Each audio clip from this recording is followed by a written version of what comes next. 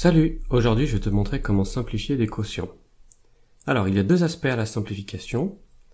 La première c'est les signes. Là comme tu peux voir sur cette fraction il y a deux signes. En fait, il y a une règle des signes qu'on peut appliquer qui fait qu'on peut simplifier ces signes-là. Donc ici, moins et moins ça va donner plus. En principe on l'écrit pas mais là je vais l'écrire pour que tu comprennes bien. Et puis la partie quotient, ici, peut s'écrire plus simplement, c'est-à-dire avec des nombres plus petits au numérateur et au dénominateur. Ici, ça va être 3 septièmes. Donc dans un premier temps, je vais te montrer comment simplifier les signes, et dans un deuxième temps, je vais te montrer comment simplifier le quotient en lui-même. Alors, les signes.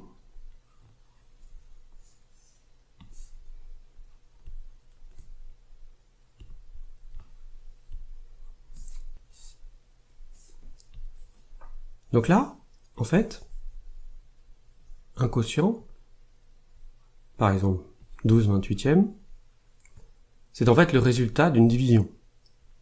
Donc ça s'écrit sous la forme, ça peut s'écrire sous cette forme-là, 12 divisé par 28. Si je reprends mon exemple d'ici, si je le retranscris avec le symbole division, je vais obtenir ça. Moins, j'ouvre les parenthèses, qui correspondrait donc au trait de fraction, 12 divisé par moins 28. Et là, ça fonctionne comme avec la multiplication. Si on a un nombre de signes moins qui est pair, on obtiendra un résultat qui sera positif. Si on a un nombre de signes moins qui est impair, on obtiendra un résultat qui est négatif. Donc ici, 1 plus 1, ça fait 2, c'est pair. Donc la simplification, c'est plus 12 divisé par 28, ce qui s'écrit comme ça. Mais dans la pratique, tu dois te souvenir qu'on n'écrit pas le signe plus. Donc c'est comme ça que ça se fait la division. On va prendre un autre exemple.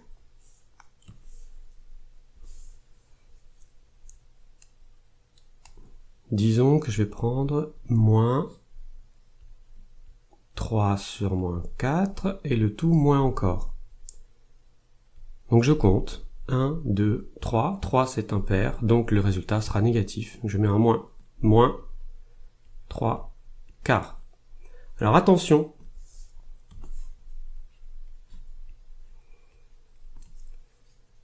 le moins se met devant le trait de fraction. Il ne se met pas en haut,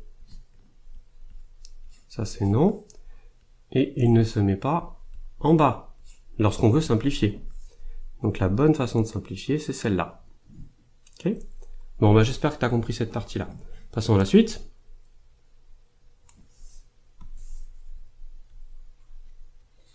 La partie quotient.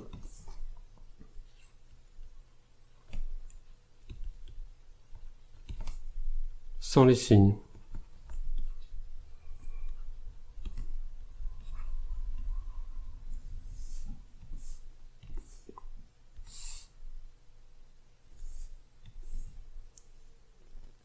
Donc là encore, je vais reprendre notre fraction 12/28e.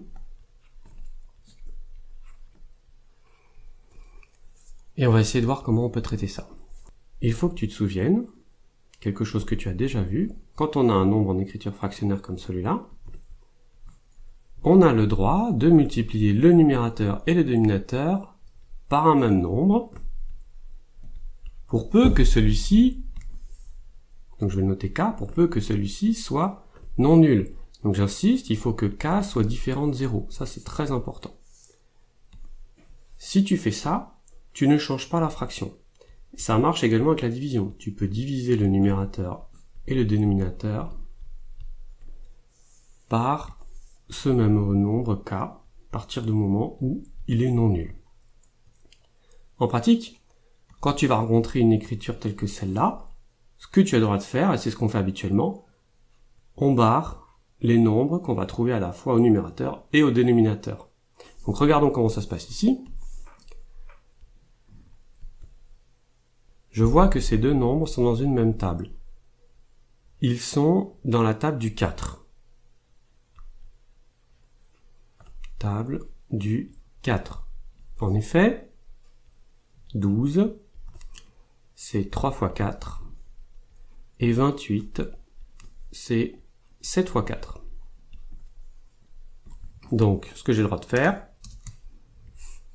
c'est justement de barrer le nombre qu'on va trouver en haut et en bas. Je te le mets en couleur pour que tu vois bien. Le 4. Donc, j'ai le droit de barrer ça. 3 septièmes. Alors, cette méthode, elle est utile, parce qu'elle te permet de faire une simplification, mais ça ne t'assure pas que la fraction qu'on va obtenir est écrite le plus simplement possible. Pour ça, on a une autre méthode qui se base sur quelque chose que tu sais déjà faire, la décomposition en facteurs premiers. Alors je vais te montrer ça tout de suite. On va prendre un autre exemple. On va prendre 210 sur 1540. Alors là, ça se complique. Parce que les nombres sont vraiment compliqués. Tu connais pas de tables qui vont jusqu'à des nombres aussi grands. Donc ce qu'on fait, c'est qu'on fait une décomposition en facteurs premiers. Alors je te remontre comment ça fonctionne. Je vais prendre par exemple, donc je vais commencer avec 210. Alors je vais changer de couleur, je vais le mettre en vert. Voilà. Alors 210, je vois déjà que c'est 10 fois 21. Je m'en rends compte, hein, parce qu'il y a un 0 ici, donc je sais que ça se divise par 10.